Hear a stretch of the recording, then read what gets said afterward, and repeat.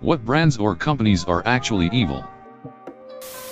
Chiquita Banana Company have allegedly been involved in the deaths of trade unionists and threats to their families. Luxottica.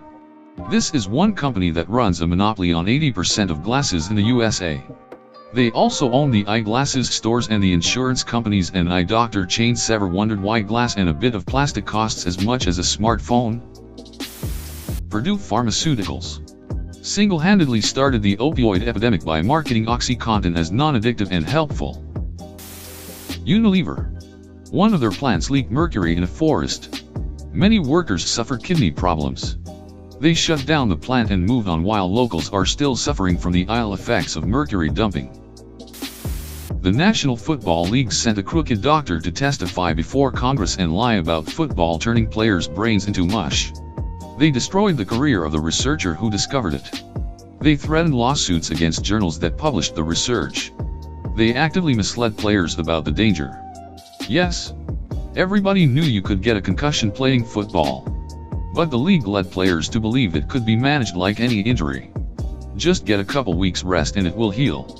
The league knew everyone causes permanent damage that never heals and lied to players about it. When ESPN co-produced a documentary about all this with PBS Frontline, the league forced them to disavow it and take their name off it or risk losing coverage access. Nestle are responsible for the deaths of thousands of African babies. It was a lengthy process meticulously engineered and designed to rid the African mothers of their money by getting their babies dependent on the better quality synthesis milks. Over time, the company ramped the prices up until not only the bank accounts were dry, but so were the breasts. Fuck you, Nestle. Union Carbide. One night, a pesticide plant in India leaked methyl isocyanate on the city of Bhopal. 500,000 were exposed. 16,000 died. And 40,000 were permanently disfigured or disabled. They spent years trying to cover it up and get out of any responsibility. Fucking banana companies.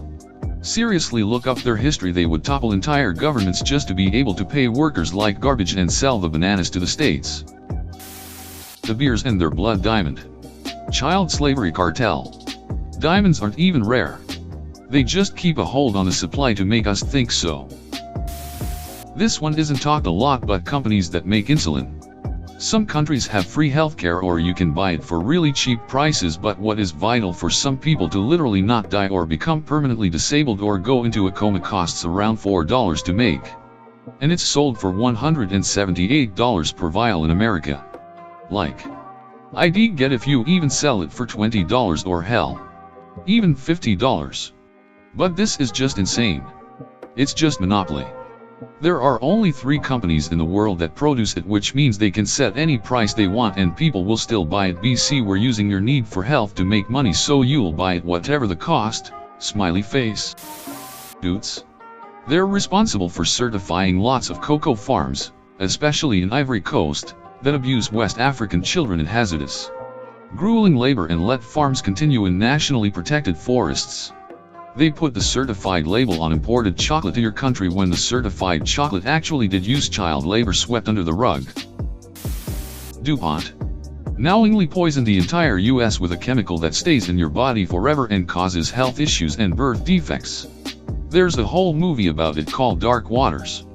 I believe they're still fighting in court over it since it happened quite a while ago. Vera Bradley. Hello Sweatshop. Their factories are funneled full of refugees from Burma/Myanmar, Guatemala, Sierra Leone. They are drastically underpaid, obviously, and stuck in these huge yet cramped sweatshops. Literal sweatshops.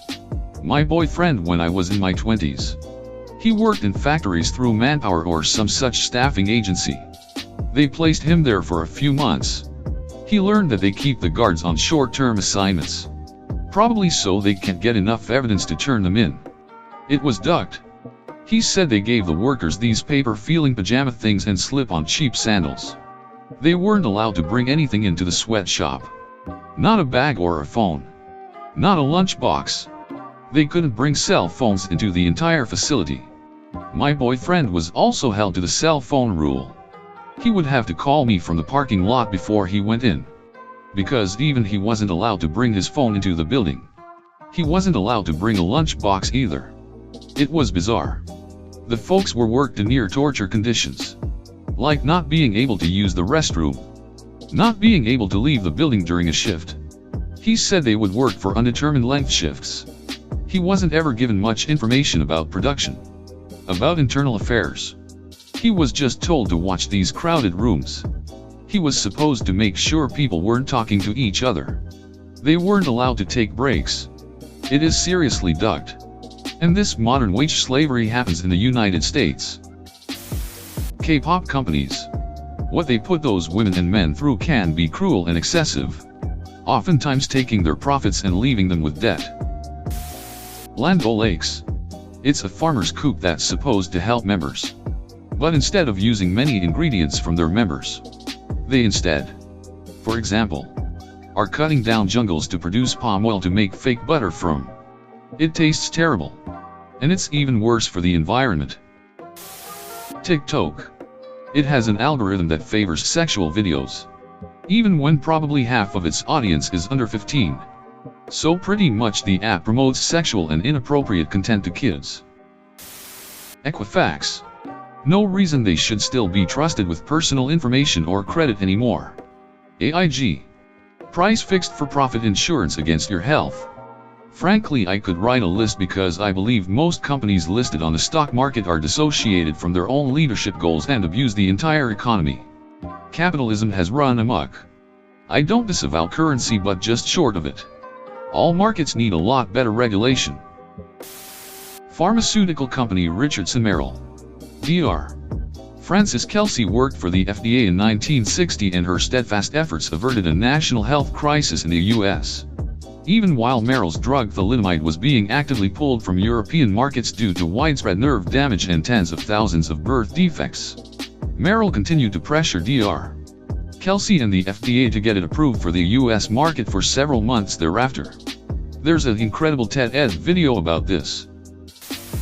Big chicken companies, like Tyson and Purdue, who duck over their farmers, causing them to continuously be in debt, allowing the company to keep a thumb on them. Also mistreatment of the chickens themselves. Just watched Super Size Me 2. And it has opened my mind even more to this reality. Corporation of the President of the Church of Jesus Christ of Latter-day Saints, aka the Mormon Church. Yes, this is really a corporation. They extort 10% of members' income by holding families' eternal salvation hostage while they hoard over $130 billion and buy real estate investments. It's a cult and a complete scam. Hopefully the IRS buries them after a whistleblower shed light on their money hoarding. I worked for a fundraising promotional company, and a rule was we weren't allowed to drink Coke because the company damages the area it's in and their water supply. Also, any company that makes devices to unnecessarily hurt animals. Willy Wonka. Slave labor and ridiculous working conditions. It's 2020. Time to step it up. Willy. Makers of AP pens. Costs $250 to make sure your kid won't die of an allergic reaction. And they expire. So even if you don't use it, you keep paying. The thing can't cost more than $10 to make. Nestle. I hear they actively fund efforts to kill or displace native tribes in the South American jungles and elsewhere in the world.